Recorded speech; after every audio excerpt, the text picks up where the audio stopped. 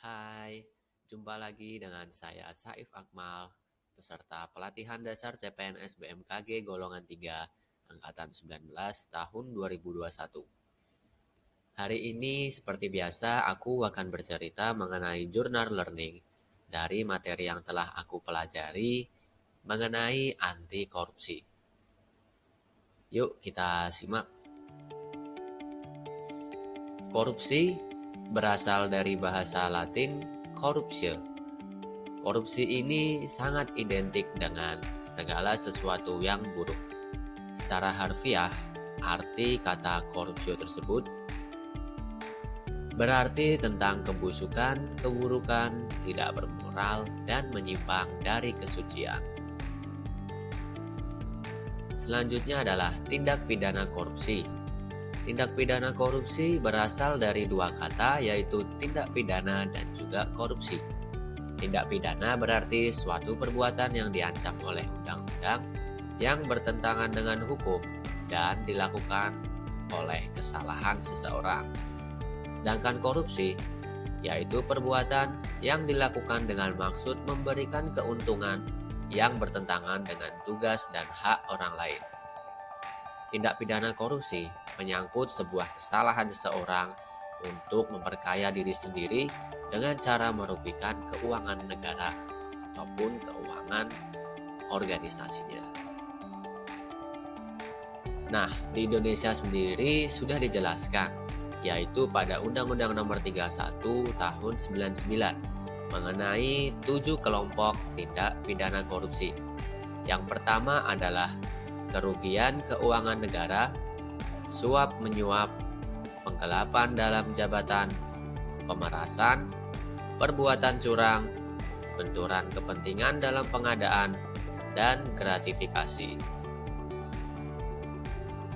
Ketujuh tindakan ini jangan sampai kita lakukan karena kita adalah cerminan ASN yang baik.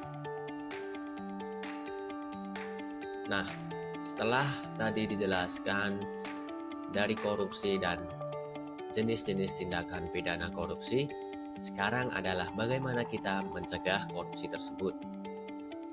Pencegahan korupsi dapat dilakukan dengan dua cara, yaitu perbaikan sistem dan perbaikan manusia.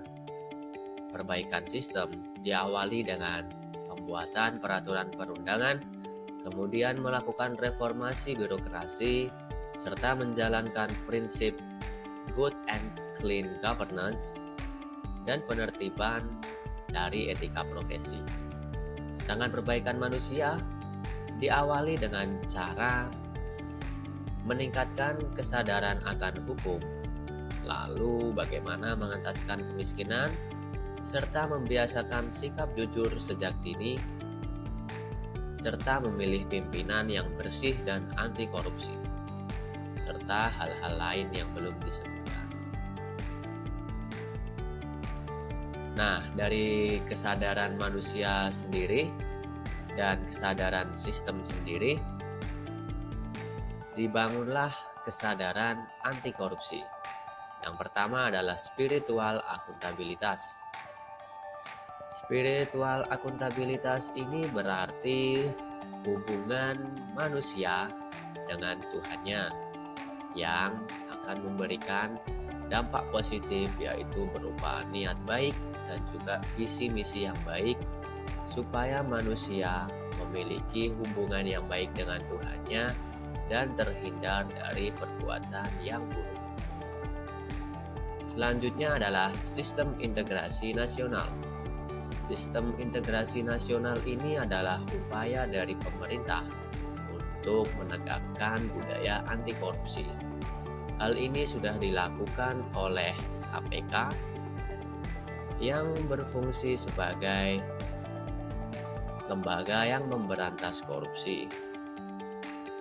Sistem integritas ini yaitu kita memiliki kesadaran anti korupsi secara menyeluruh dan utuh untuk diterapkan dalam kehidupan kita sehari-hari. Selanjutnya adalah tunas integritas dan membangun sistem integritas antar manusia. Dampak korupsi dapat kita rasakan bagi semua pihak. Korupsi tersebut akan berdampak banyak sekali nilai negatifnya untuk dampak ekonomi yang berakibat pada dampak sosial dan kemiskinan masyarakat, serta dampak birokrasi dan pemerintahan yang buruk hingga dampak kerusakan lingkungan. Nilai-nilai dasar anti korupsi dapat kita terapkan sebagai ASN yang akan bekerja di pemerintahan. Nilai dasar anti korupsi tersebut ada 9, yaitu jujur, mandiri, peduli, disiplin, tanggung jawab, kerja keras, sederhana, berani, dan adil. Kesembilan nilai ini apabila kita terapkan dalam kehidupan kita sehari-hari, kita akan menjadi ASN yang bersih dan terhindar dari korupsi. Terima kasih, itu saja jurnal learning yang dapat saya sampaikan. Wassalamualaikum warahmatullahi wabarakatuh.